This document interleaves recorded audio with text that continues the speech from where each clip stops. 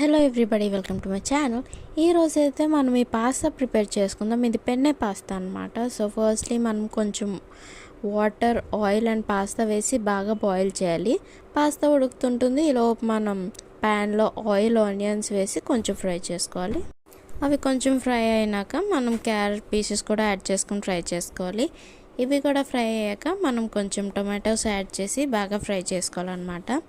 కొంచెం సాల్ట్ కూడా యాడ్ చేయండి, సో దట్ ఫాస్ట్గా ఫ్రై అవుతాయి.